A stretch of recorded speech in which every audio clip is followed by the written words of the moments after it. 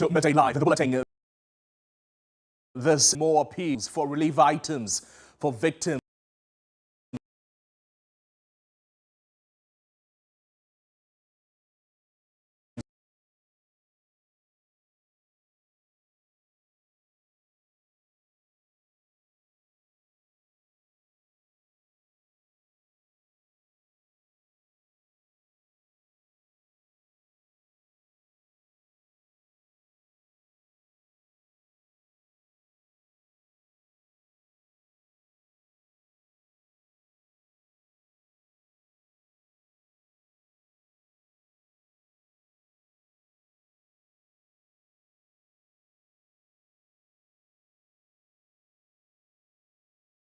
of Akosombo Dam spillage.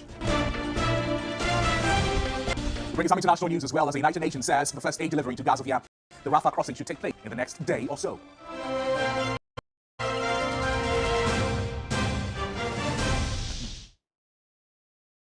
Welcome to the program. My name is Noble Crosby, and the bulletin is coming to you live from our studios here at number 35 John Hammond Street. Also live on all our social media platforms at TV3 Ghana Plus on DSTV channel 279. In the bulletin this afternoon, as families seek refuge following the flooding caused by the spillage of the Akosombo Dam, a new silent crisis is emerging, and that threatens the lives of residents in Mepe. Emmanuel Samani visited and reports of a surge in cases of fungal and gastroenteric infections. Amidst the displacement, the Health Directorate at Mepe is detecting signs of a looming outbreak, as emergency shelters swell with people. Diseases like fungal skin infections, diarrhea and bilharzia are being recorded, particularly among children. As I squat here on the ground, where not just the elements but waterborne diseases threaten the lives of those that have been displaced here at the RC Basic School in Mepe. Reports of bilharzia, diarrhea are sweeping throughout these communities, and just the stench coming from here is unimaginable. A displaced resident, Nanama, says all three of her kids have had some form of ailment after relocating. His stomach hurts and he's gotten rashes on his head. I haven't been able to send him to the hospital. His genital area also itches. She's not the only one. Ekuya Adika complains of itchy skin following her displacement. My body has been itching and I have body pains, and so I've come for medicine from the doctors. The emergency shelters are a melting pot of vulnerability. With a large number of people in close proximity, the risk of disease spreading is undeniable. Fungal infections, waterborne diseases are already taking their toll. Dr. Edun Tiamwa is a volunteer at the Mepe Basic School providing treatment for the affected. The commonest thing that we found is skin eruptions. We've had children with fungal infections in their head, on their skin. We have people with scabies as well. And then we have most of the elderly also reporting with hypertension, some of which are saying they have never been diagnosed with hypertension before. Health professionals here are also worried about respiratory tract infections, which are highly contagious. The urgency of this situation cannot be overstated. The importance of adhering to health protocols, hand washing and maintaining personal hygiene, especially now following the flooding, cannot be emphasized enough. It remains to be seen how this looming health crisis unfolds at Mepe. Emmanuel Samani, TV3 News, Mepe in the Volta region. Well, still on the impact of the Akosombo Dam spillage, the National House of Chiefs has tasked responsible agencies to ensure flood victims of the dam spillage get the needed support. At a meeting to discuss matters of national interest, Vice President of the House of Chiefs, Napawule Kabo III, described the devastation as regretful. We understand parts of Greater Accra, the Oti region, and many parts of the country are undergoing some flood. And a disaster of grave proportion is going on. On behalf of NANANOM, the National House of Chiefs, that we commiserate with our many citizens that have been discharged, and to urge on all agencies responsible for ensuring the proper resettlement and bringing relief to these our citizens to take serious action so that their hardships can be alleviated. Well, let's get into the phone lines and speak with George Aisi, who is the NADMO Communications Director. Mr. Aisi, good afternoon. Thank you so much for joining us on the program. In your quest to provide relief items to these affected residents, how far are the efforts going? Yeah, thank you. The efforts so far so good. We're reaching consistently giving relief support to all the about 20 evacuation points or safe havens that we put the people in. The water supply, food items, and all other things, food and non-food items that they need to be able to live their normal life. In such a situation, we are providing that so far. Talk to us about the challenges that NADMO is experiencing at the moment in having access to these affected residents, or some of them. Are these relief items going directly to the hands of these people? How is the demarcation or the distribution being done? Yeah, as I said earlier, we have 20 identified evacuation centers. Those there, we reach them directly, and the relief, we are not having any challenges getting it to them. However, we all keep getting response that there are some who have gone to integrate with families and co, and are also facing difficulties, so they need that support. They are the ones that we are trying to get the opinion leaders, assemblymen and co to help us reach them. And sometimes we come and people will come and tell you there's an island somewhere where there are people who have been displaced and co. So we need to get in there. And we are working hard in partnership with the assembly to reach those people. Those who have gone to integrate with friends, we are having some difficulties, but we are reaching out to them. However, those identified as evacuation centers, we are getting to them straightly and directly.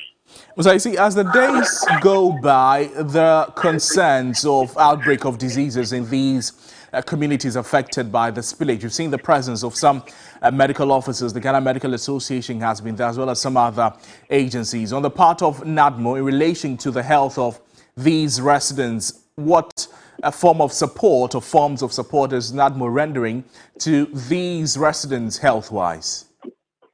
You know, NADMO is a coordinating agency, so you cannot isolate the efforts by the Ghana Health Service from the activities of NADMO. As a coordinating agency, it's our duty and responsibility to get all the interested parties involved in helping these people. Fortunately, Ghana Health Service is moving from center to center to offer health support to the people. And so it is part of the efforts of NADMO. So you cannot isolate that from the work that NADMO is doing. Another thing that we also bear our mind to is the nature of the water.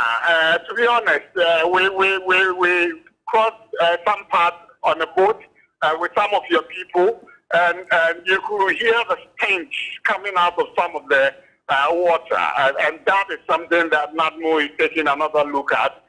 It's based on the advice of Ghana Health Service. If there's any way to do something to disinfect those water, spray or something, so medically we do it, because the stench is getting worrisome. Finally, Mr. Aisi, we know that the situation has been very troubling. For NADMO, do you have enough supplies going forward until we could finally say that the disaster or the impact of the disaster has been minimized? Do you have enough in your stores? Yes, so far, VRA is supporting individual corporate bodies and organizations are coming in droves. They are bringing support. NADMO itself is also getting support from government. And so as of now, we have enough to be supplying to the people, and we don't know when it's going to end, but until then, since continuous support is coming, we believe yesterday, for instance, Child Right gave us about 50,000 and promised some excise routes and co for the welfare and health the children who are involved in. Again, VRH recommended they've been able to get a pumping point from the Afeime area so that water can be drawn from that place to instead of going all the way to Dawa to get water. And so yes, so far we are sure that continuous supply will be given to the people. Mr. Aisi, thank you so much. George Aisi is the Director of Communications of the National Disaster Management Organization, speaking with us there on the Akosombo Dam spillage and the efforts of NADMO so far. Away from that, legal luminary and private legal practitioner Akoto Ampao has passed. He was a veteran lawyer known for his stance on human rights and governance. Akoto Ampao was popularly known as Cheche. Let's take a look at some of his works and what he stood for as a private legal practitioner. Many know him as a lawyer who has worked at the Akufo-Addo Prempeh and Co. And he's also a human rights advocate. He championed the right of the LGBTQ plus group, advocating for their human rights. He's also a key member of the Movement for Freedom and Justice. These are just some few highlights of who the man Akoto Ampao is. Well, Dr. Charles Rekubrobe is a founding member of the New Patriotic Party and a former chief executive of the Volta River Authority. He's joining us at the moment to talk to us about the life and legacy of now the late Dr. Lawyer Ampao. Mr. Brobe, thank you so much for joining us in the program. Good afternoon to you. Good afternoon. Very sad news for the legal association in the country, as one of its key members has passed. But what did Lawyer Ampao stand for? Please ask the question again. What I'm asking is what Lawyer Akoto Ampao stood for in his life. Well, he stood for justice and equal treatment of all citizens. But in all of that, I think there are many people who would try to claim that accolade, but I'll describe him in one word. Incomparable is the way I saw Akoto Ampao. He was incomparable as a legal brain.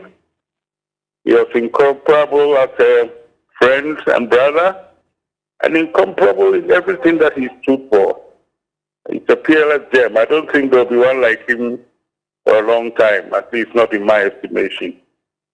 How much of a loss is his demise, particularly to the NPP? We know that he worked with President Akufo-Addo in 2013. Well, I couldn't comment on that. I mean, I do not know him as NPP. I know him as a lawyer and a friend, and that's as far as I will go. Dr. Brobe, thank you so much for your time with us on the program. Dr. Thank you very much. Brobe, a founding member of the New Patriotic Party and a former chief executive, also speaking about the life and legacy of Lawyer Akoto Ampao. Lawyer Akoto Ampao, we also know, is the head of the legal team of Akufo-Addo in the 2020 election petition there.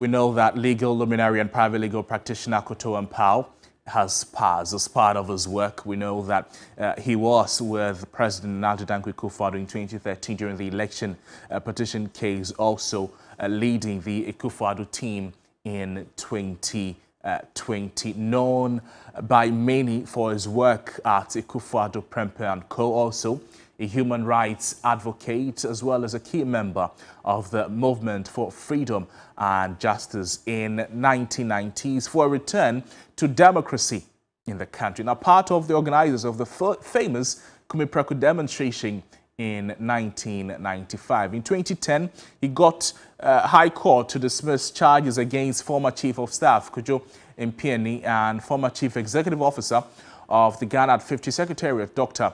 Charles Rekubrobe. He was also the head of the team that defended President Akufo-Addo in the 2020 election petition there.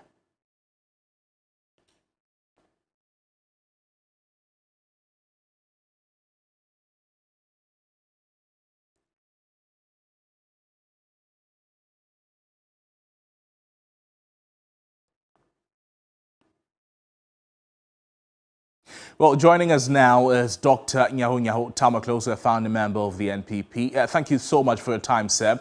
How did the death of Lawyer Akoto Ampao come to you? How did you receive the unfortunate news?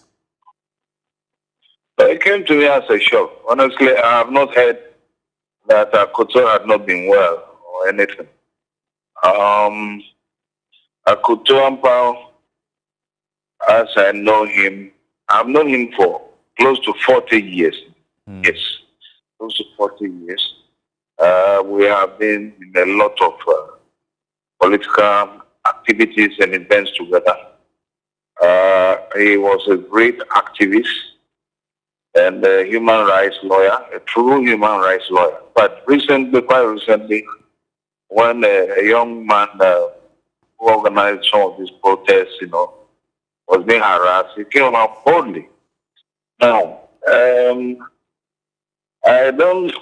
what really amazes me about Akoto Ampao in his later years is why he stood so quietly and did not complain or talk about what this country is going through at the moment.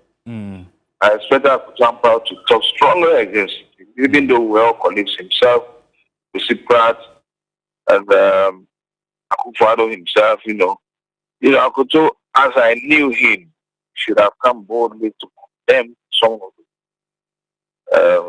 atrocities and sort of challenges that this country is facing at the moment. But for reasons best known to him, he was fine. I was really surprised. Dr. Tamaklo, I know the two of you were great friends. What fond memories do you have to share about him? So as I said earlier on, this was a principled man, highly principled, a great activist and a lover of freedom. And he believed strongly in the democratic institutions and rights of the individual. And as a human rights lawyer, he did a lot, not for the individual poor person, but for the people of this country. Dr. Tamaklo, thank you so much for joining us on the program. Dr. Nyaho Tamaklo speaking with us. There another NPP stalwart on fond memories of the late lawyer Akoto Ampao. To some other subjects, this afternoon the police has arrested 2 persons following a communal clash between Pankrono and Adabraka youth that led to the stabbing of one person. The deceased, identified as Kwame Owusu, was attacked near a public toilet at Pankrono on Wednesday evening, October 18. Several properties have been destroyed in a violent reprisal attack. The police had to be deployed in the areas to prevent the situation from escalating.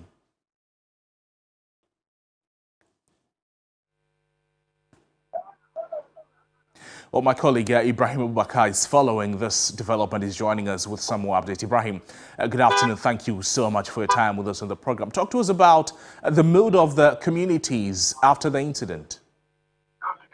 Well, Crosby, for now, I can tell you it's very calm, but I would say business has returned to normalcy, unlike yesterday when many people had to close their shops and go home because of the violent clash between the two groups. As you can see at the background, we have a team of police personnel, some stationed at the vantage point, others also deployed inside the community just to be able to pick some intel and make sure that there wouldn't be any more reprisal attacks. In fact, Crosby, this is not something new in the community. It has been a long-standing feud between the two youth groups, those at Adabraka and those here at Pankrono. Occasionally, they clash, leading to death. In fact, not this community alone, from Tapo all along this stretch to Pankrono, to Ehia, to Abuasu, to Ntonso, all the way to Edra.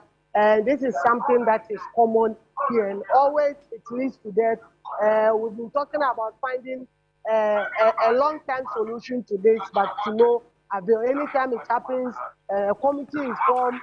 By the end of the day, nothing happens. But this time around, residents want the police to get to the bottom of the matter and make sure that all the people involved in the killing of Emmanuel Owusu are arrested and put before the law court. So This is how the community looks like. In fact, on the day of his demise, at the top there, we are told Emmanuel Owusu was done watching football, just less than 20 meters to where the public toilet was. That is where the people ambushed him, stabbed him multiple times, and he died on the spot. So the police is on high alert, like I said, just trying to make sure that there wouldn't be any form of reprisal attack. Because when you speak to some of the youth, you can sense that they are still boiling with rage, and some of them want to go and attack the other group. But the police is trying to calm tension down. All right, Ibrahim, beyond the efforts of the police service, how about the opinion leaders and traditional authorities in these communities? How are they attempting to calm the youth down so that this does not escalate? Well, Crosby, as I speak to you, we are told there is a meeting between leadership of the two communities just to be able to come out with solution to this. So they are currently held up in a meeting. Maybe when they are done, then we know the roadmap to it. But for now, the family of Owusu are just demanding for justice, just want the police, because this is a criminal matter, and for that matter, they want the police to ensure that whoever is involved is brought to book. Earlier, I engaged with the deceased brother, Anochi Clifford. Ibrahim, thank you so much for 4 p.m. in the evening, and we are all around. We just heard a call that we should come to Tafo Government Hospital, that our brother has been stabbed. So we all went there, and that's where we found the body. By the time we reached there, he was already gone. It has been going on for years. Since I came to Pankrono, or since I stayed here, it has been going on. Pankrono and Adabraka, Pankrono and Tafo, it has been going on.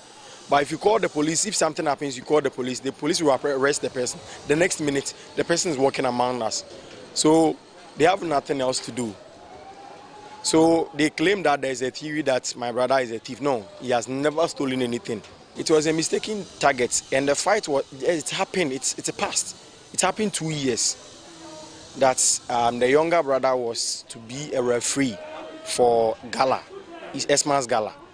So that was where the problem started. So we all thought that, boys, we've come over it. Then 2 years later, this has happened. We are expecting the police to do the investigation on it, or else the guys will retaliate, not us, but the community will retaliate. They retaliate in everything.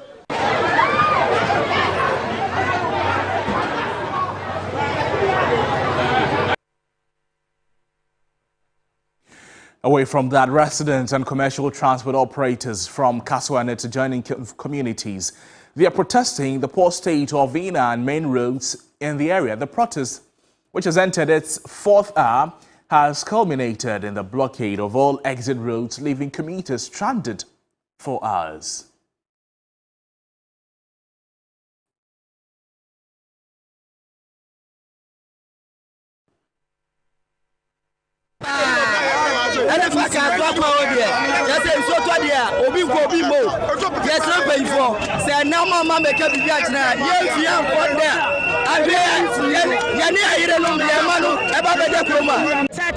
We are giving them 2 weeks ultimatum to fix the roads. Either than that, we are going to demonstrate to the Ministry of Road, because the MCE tells us that he has written to the Ministry of Road several times, but there is no response. So this is sending a signal to all of them that we are not going to sleep on this till the road is fixed. And so why must we even appeal to the president and the government before they fix our road? This one, we are not pleading you, we are demanding.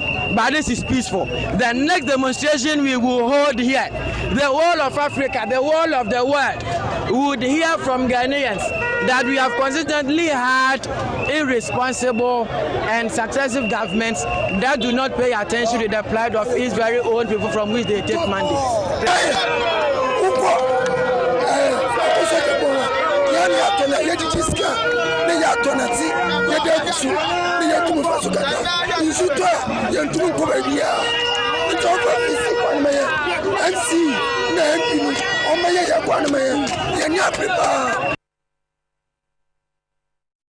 Well, my colleague Stanley Niblu is on this beat, the demonstration in Kaswa. He's joining us with some more updates. Stanley, good afternoon. Thank you for joining us on the program. It's been a busy morning for you in Kaswa, but how has it been so far?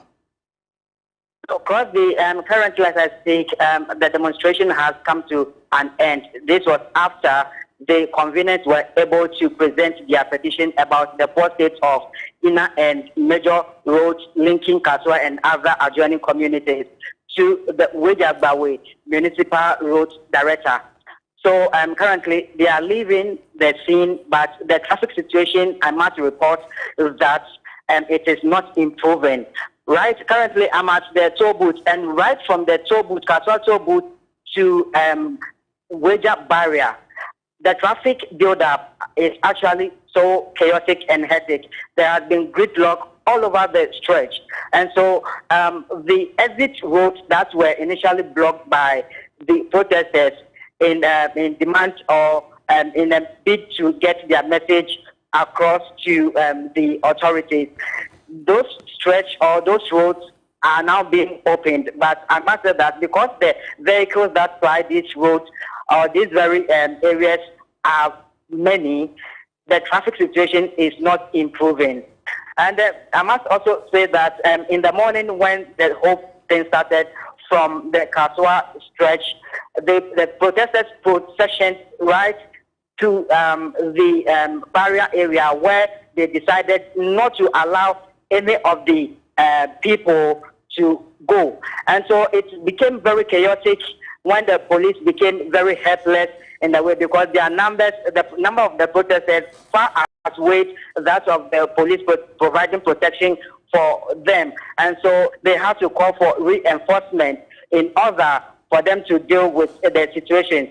So currently, the protest has been one of a series of protests that the protesters have actually planned to stage, as far as the roads and the inner roads and then the main roads linking Kaswa to other adjoining communities are concerned. Stanley, thank you so much for your time. Stanley Niblu brought us updates on the just-ended demonstration in Kaswa. Away from that to some other subjects, this afternoon, Registrar of the Ghana Scholarship Secretariat, Dr. Kingsley Agyeman, has bemoaned the high rate of pupils who cannot read and write. According to him, though there is improvement in the result of the standardized exams for primary 2 pupils, there is still more work to be done. He made this known at the launch of Kingsley Quizzes Readathon in Chibi in the Boako South municipality. Concerns have been raised about the number of pupils who cannot read and write in Ghana's basic schools. Data from the results of the standardized test for primary 2 pupils show more than 60% of pupils cannot read.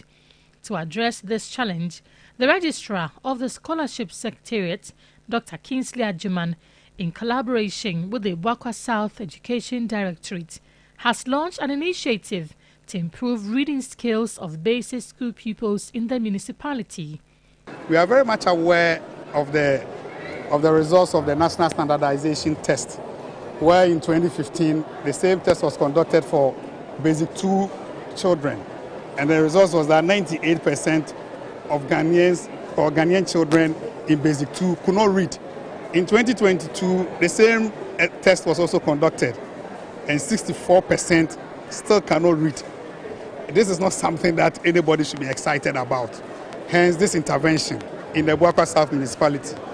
Meanwhile, he has called for more support to improve learning outcomes in the Boako South municipality. We selected 20 schools. 12 of them are coming from the finalists of the Kingsley Spelling Challenge, the school, because the school was more of the upper primary. So the lower primary of the schools that made it to the semi-final, 12 of them, and we have 8 of them were selected randomly by the Education Directorate here. So they've been given 15 sets of reading books, reading materials to read. They'll be tested on word spelling, they'll be tested on reading, they'll be tested on comprehension and character description, then on word formation. The Kingsley Quizzes Readathon will provide educational materials to pupils after assessing them. Now, the executive director of the Mohinani Group, Ashok Mohinani, has urged corporate entities and individuals to support special homes and orphanages in underprivileged communities. The group visited the Impact Care and Rehab Foundation to celebrate Mr. Ashok's 60th anniversary and dine with special needs children. Ashok offered to cover the full cost of surgery for a baby with hydrocephalus. The team earlier visited the Chosen Children's Home in Dakuman, the Epicenter Special School in Bawe, and the Yumba Special School in Tamale, providing meals, drinks, and bottled water packs. The group owns various companies, including Polytank Ghana Limited, Somotex Ghana Limited, Electromat, Masco Foods Limited, KFC, and Somoco Ghana Limited. Very emotional and touching, just seeing these kids, and if they got the support in various aspects, whether it's special training, whether it's outside help for people who specialize in all sorts of aspects, it could make a difference to them when they grow up, rather than, you know, having a life already clear path for you without the upside. And I think that's what we would try and help from our end. As a group, we've looked at diversity and inclusion as one of our themes. And this comes under the special needs area. As you're all aware, from the KFC restaurants, we try to create employment opportunities for special needs.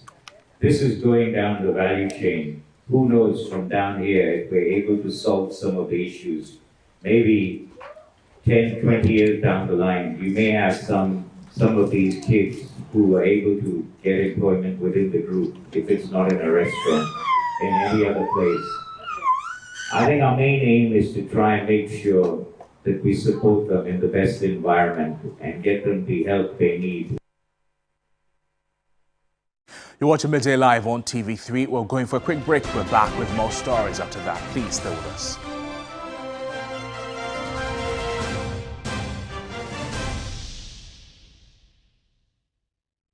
Gentlemen, we're going to demonstrate to you the superior properties of Flamingo paint as compared to other paint brands on the market. We take equal quantities of Flamingo paint and this ordinary paint. We then dilute them with water. And now, let the test begin. The gentleman on the left is going to apply the ordinary paint, and the gentleman on my right will use the Flamingo Superior paint. As you can clearly see, Flamingo has the obvious better hiding. Furthermore, Flamingo has painted a much larger area. You know, one bucket of Flamingo paint is equal to several buckets of any other paint brand on the market. Flamingo paint is made with superior formulation to give superior durability, superior hiding, superior coverage. Flamingo paint, simply superior. It's Max Buy Half Price promo. Enjoy half price on all home appliances this week. Half price on fridges, TVs, ACs, washing machine. Hurry! Limited stock available. Visit any Max Buy shop across Ghana. What are you waiting for? Avoid the rush. Stock up now. Call 059691328. It's Max Buy Half Price promo. Everybody knows Acrobato. And if you know Acrobato, it means you know M-Punch Homeopathic Clinic. M-Punch Homeopathic Clinic is my pillar. Let's hear what others are saying about M-Punch Homeopathic Clinic. Who will be careful M-Punch one? Chesena me ankasa me period na say problems wom ntina ma wo ho idea ma me papa chesena nya asem ketewa na me coin point no mo hwe me modam no mo hwe bibia na so mo meduro me fire no ene ma won kra me enu kofro kwa na mkwan mu a eba head everything yourself me ma me no adwodwo eda ho a wontumi nante ene ne ko end point o mama nuru a ene ne ho eden a watimi asori anante. That's end point for you. Of Acrobato. Hello. Hey, ohwehwe what che. Okay. A free bra wo di end point what dance. Am me ko no. me do so some name koye and pass one my emre and then make just a bema. Now me be fear for the one in Jaresa. You heard everything. I have secret. M-Punch is my secret. M-Punch Homeopathy Clinic. I'm free. Hello! Have you heard of the Franco air condition, specially made to fit the Ghanaian weather?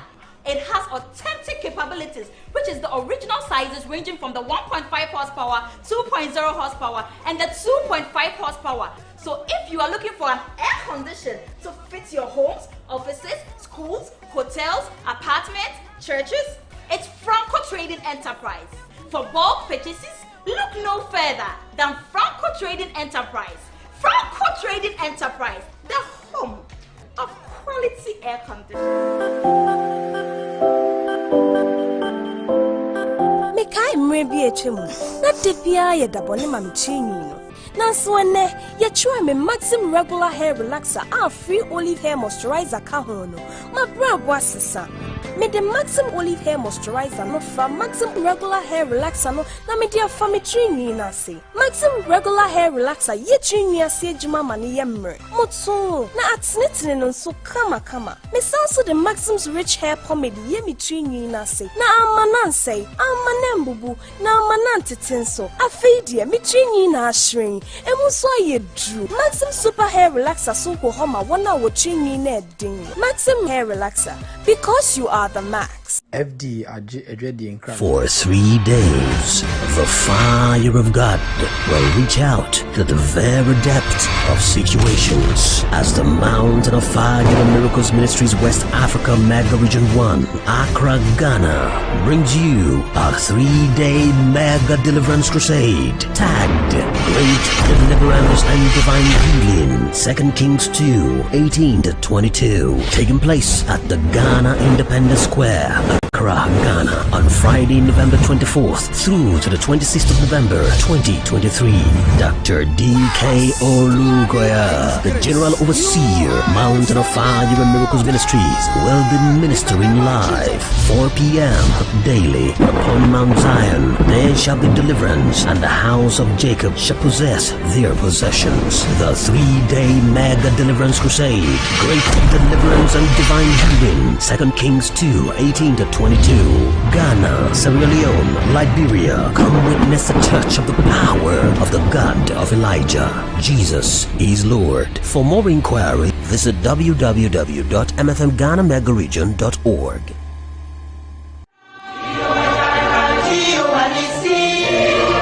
Mountain of Fire and Miracles Ministries. Surely the Lord is here.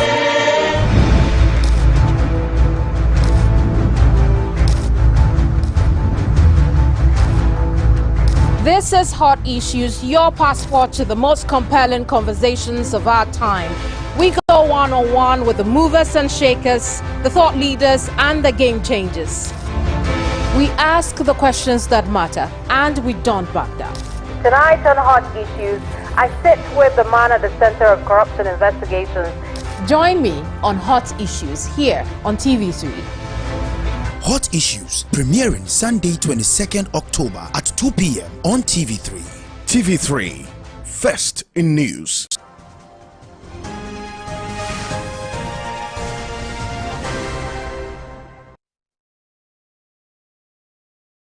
Welcome back to the broadcast. Let's join Menuafo with some business news. Menu, good to see you. Good to see you too. The Akosombo Dam spillage caused some considerable damage to the business of hoteliers in the area. Very critical one. We are assessing that matter actually, and we have the details in our bulletin coming up. Thank you so much. Welcome to the business segment. My name is Menuafo. Now to our first story. While providing a means of survival for many, street hawking stands in violation of the law. In our feature this week, we delve into the depths of the issue, shedding light on the stories, impacts, and the search for a brighter future.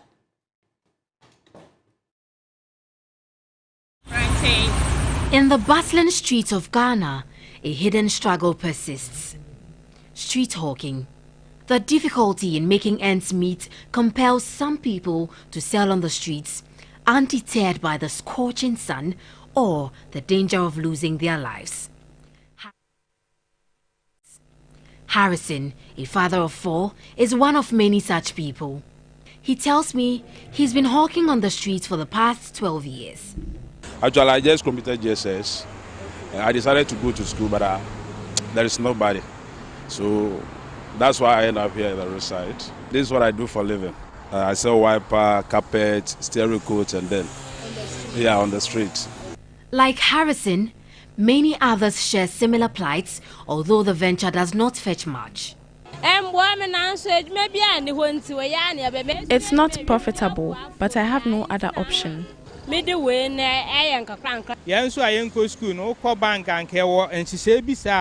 Those of us who are not educated find it difficult to apply for loans because of the lack of measures in place. I've been doing this for 20 years. The business is not lucrative. Many of these hawkers know their operations are illegal. In April 2011, the Accra Metropolitan Assembly released new bylaws approved by the local government ministry to arrest anyone who engages in street hawking. However, it seems these laws have been difficult to enforce. The World Bank revealed more than 7.7 million Ghanaians live on less than 25 cedis, 31 pesos per day, emphasizing the unpleasant economic situation these hawkers find themselves in. Could there be an alternative source of livelihood for them? Most of the time we focus on the established private sector to the neglect of the informal sector. We can find training alternatives for them. And again, I would say that government must also focus on the human capital development, our education, our educational sector. Education doesn't just mean going to the university and coming out. We must find vocational trainings for some of these guys. Develop new innovative ways that will meet the Ghanaian demand. Per the World Bank, at the end of 2022, nearly 850,000 Ghanaians had been pushed into poverty. Now, with the current economic downturn, kicking these hawkers off the streets could worsen the situation for Ghana. Will policymakers come up with an intervention to curb this menace without worsening unemployment and poverty in the country? The future holds the answer. Menu Afo, Free Business, Accra. Away from that, at the Akosombo and Sugakope, a tale of concern unfolds among local hotels. The culprits, dam spillage, and its surprising impact on their operations. Customer demand has declined, leaving hotels puzzled. Michael Ogbodu takes up the rest of the story. What do you do when the forces of nature are against you? This is the dilemma 76-year-old owner of Alos Bay on the Akosombo stretch is battling with. Part of his facility has been submerged in water due to the spillage of the Akosombo Dam. Where we're standing right now is actually floating. If not, it would have been as submerged as the structures you see behind me. And according to the owner, in his over 30 years of running this facility, this is the first time something of this sort is happening. You've been spilling year after year, but this one, I've never seen this one before. And I've never even imagined this before. Empty chairs, not many people here. Manager of the facility says a lot of people have stopped coming, while others have cancelled their orders out of fear. It's been kind of dull because people think it has flooded the whole place and then it's making business so dull. Even others are cancelling their reservations, saying the water has taken over the place. Even when you try to explain to them, they still say no. We are now at the Afrikiko Riverfront, another facility that has been impacted by the spillage of the Akosombo Dam.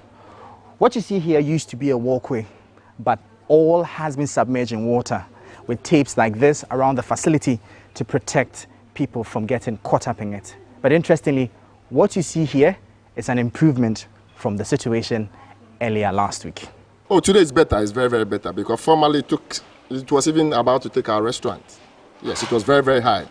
But what you see today, at least, is better. We've lost a whole lot of businesses due to this thing. We're now at Royal Senchi, and per our checks and interactions with some of the staff, it clearly shows everything is fine here, apart from a few activities they carry out on the river. Luckily for us, as far as the structure is concerned, everything is intact. But as you can see, the activities we do on the river, boat cruise and water sports, is what has for now been put on hold, of course, because of the level of the water and the current going with it. The hospitality industry has been impacted by the spillage of the Akosombo Dam. But for many players, despite this, they still are able to offer majority of their services. Michael Obodu, 3 Business, Akosombo. And away from that, many of the gaming opportunities in Ghana have targeted individuals, but Genius Loki Limited has launched a new gaming platform called Luckiest. It gives groups of people the opportunity to earn money at the end of the year in a final draw. The draw will be done in December every year. Kwame Asante has more in the following report. Will be done in December every year. It's in collaboration with the National Lottery Authority NLA under the Caritas Lotteries platform. At the media launch to officially start operations, the Chief Executive Officer of Genius Local Limited, Dennis Educhum, said they have about 100 communities on the platform with 1,000 tickets on each community. Interested persons can buy a ticket as low as 1 cedi of their preferred community. The communities are doctors, farmers, Kayaye, golf, traders communities, among others. The luckiest product we know, and yet regular lotto. This luckiest product is not your regular lottery. It is a private business under the Caritas Lottery platform. The luckiest looks at 100 communities. For the communities, we have various professions. It's been divided into. We are also giving 1,000 tickets to each community, so you can buy your ticket in any of the communities. So when the year is about to end on 23rd December, we will have the ground draw and we'll know the winners. This is what the luckiest is all about. The Chief Executive Officer of the National Lottery Authority, Sami Oku, was excited to see a Ghanaian entrepreneur coming up with such an innovative game. He said this will put money in the pockets of Ghanaians at the end of the year. This very interesting dynamics. This luckiest has a very interesting dynamic. This will be the first time we are having a seasonal raffle. The draw will be done once a year, so you have 3 to 4 months to buy the tickets before the final draw. It is done in other parts of the world, but here, this is the first time.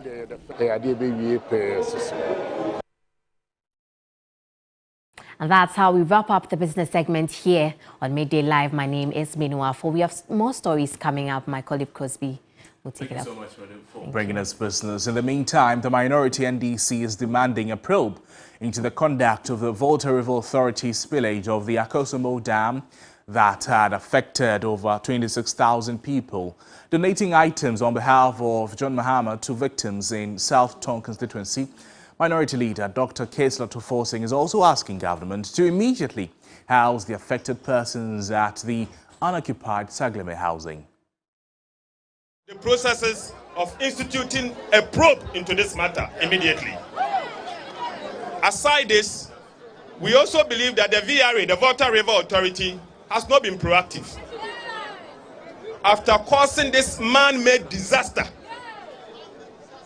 their donation is coming in trickles. A strong institution as Volta River Authority should have done better than what they are doing. And we urge them to also start as soon as we have Sagleme sitting idle. We have Sagleme sitting idle. The government must ensure that they house the people of these 11 affected communities, constituencies, properly. Let's now bring you some sports news.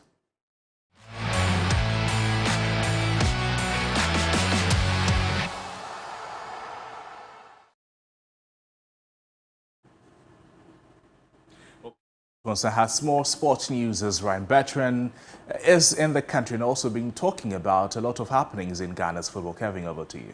Well, thank you so much, Noble Crosby. And my name is Kelvin Oswansa. On to our first story for this afternoon. Ryan Bertrand, who played with Michael Essien at Chelsea has described the midfielder as a warrior. The pair helped the Blues to win their first ever UEFA Champions League title in 2012. You know, amazing person and a warrior on the pitch. I used to call him the Bison. So yeah, he'd be the friendliest guy, but then you don't want to get in a tackle with him, that's for sure. So yeah, but I can't speak highly enough of him. You know, as a player, absolute legendary career, and as a person, he's a really, really, you know, amazing individual. So Ryan Bertrand there. Now to the Ghana Premier League. After 5 match days this season, Great Olympics are top of the Ghana League table and are yet to concede a goal in 5 games after struggling last season. My colleague Billy Shan takes a look at how they have turned the corner this campaign. Last season was one to forget for Great Olympics. The Daddy Boys hovered at the bottom of the table for weeks and only managed to survive during the final weeks of the campaign.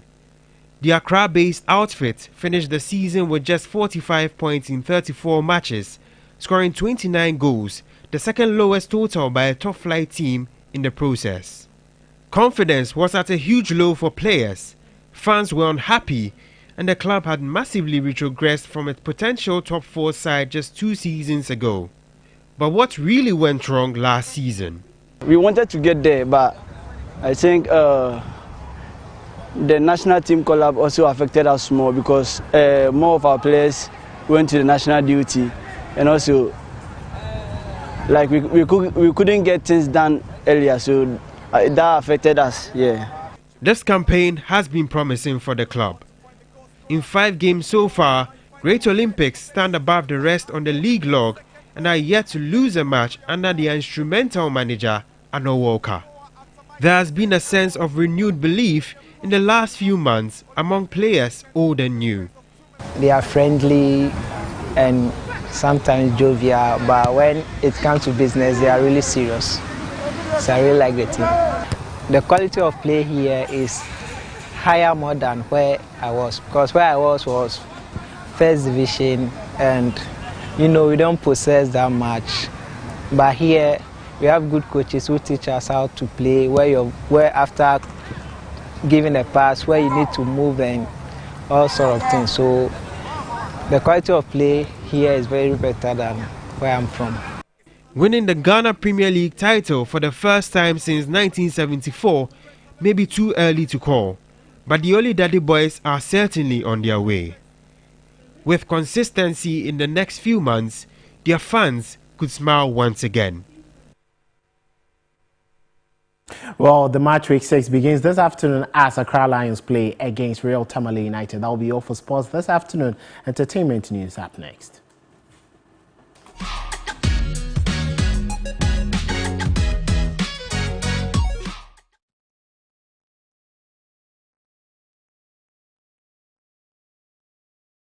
Well, let's join Noella Donko for some more entertainment news. As the president of Musica is in the news, what has he been saying? Well, he's saying that his administration will be a very transparent one, so we should look forward to that. Anyways, bring us the details.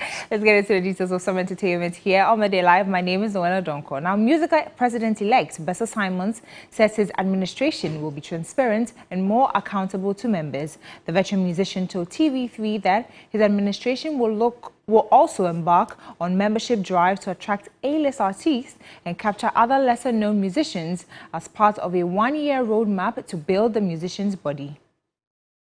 You know, during my campaign, we need to be extra more transparent. Yes. So that we get the good things that we do out there before the hearsay people come in. And that is exactly what I'm going to be working on. We're going to try and unite musicians. Okay. We're going to be more accountable. Yeah. The other one is we are going to strengthen the regions because they are our wings. And another thing is we are also not only dealing with the regions will now go to the districts. We want to get all the local musicians. Our membership drive is going to be so intentional. And we need the A-list artists. So we can, I mean, as I speak, Ochami is a member, Kofi Kinata, Samini,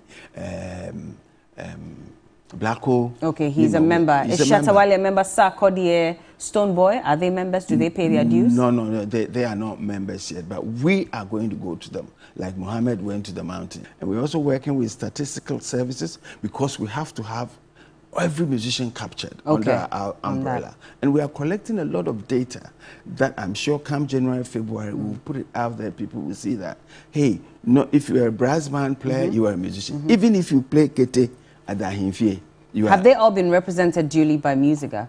That's what I'm saying. We are going, it's part so you're of now the one-year roadmap.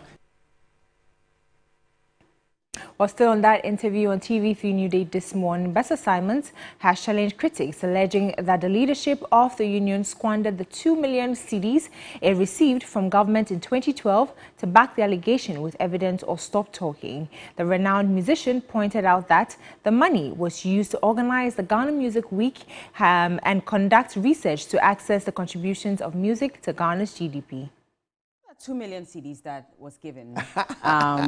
Generally, we found out that that amount of money was not only for Musica, it was supposed to have been for the industry, but for some reason it went to Musica. Now, there are still people who are asking for accountability till date. That money was given in 2012. Do you think that at this point we should still go into accountability? This is very funny. How is it? Why and how is it funny, sir? They are sitting on the way. They don't know anything about this 2 million. They don't. That 2 million has been accounted for. The 2 million was not given to musicians, come and share and chop. No. It had a structure that we have to follow. Musica did not even ask for 2 million. We asked for 5 million. 5 million. But in the end, we got 2 million. It has done what it was supposed to do. Which is? It has been, I mean, what's the only research we have about the industry in Ghana? It's from that 2 million.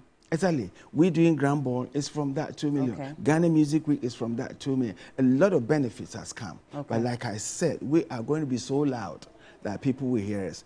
Anybody who says somebody chopped that 2 million, I am sitting down here telling the person, come and prove it. They should come and prove it. Prove it. Don't just talk. And I'm telling you, there's an audited account for this. Why is it that the government who gave us the money is not complaining?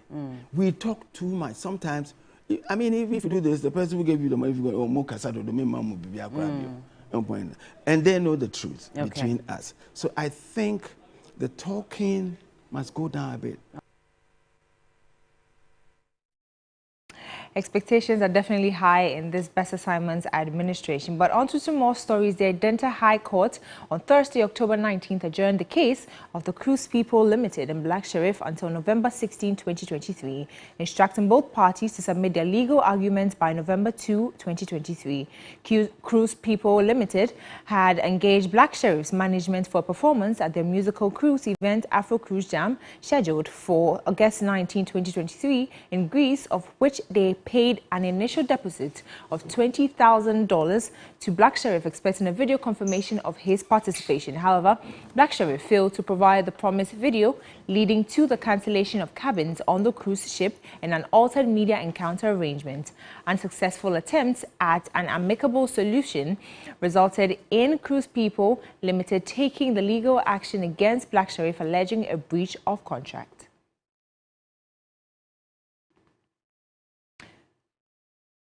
Well, that's it for the entertainment news segment here on Midday Live. My name is Noella Donko. Up next is international news.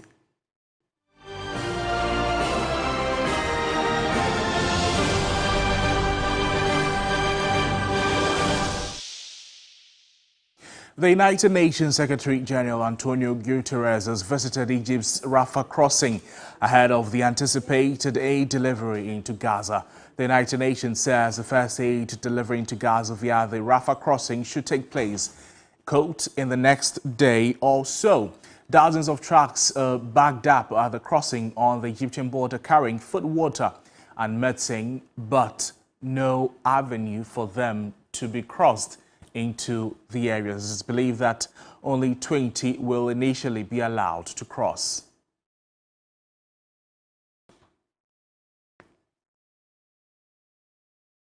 That's our package for you this afternoon, but there's always more news on our website, 3news.com.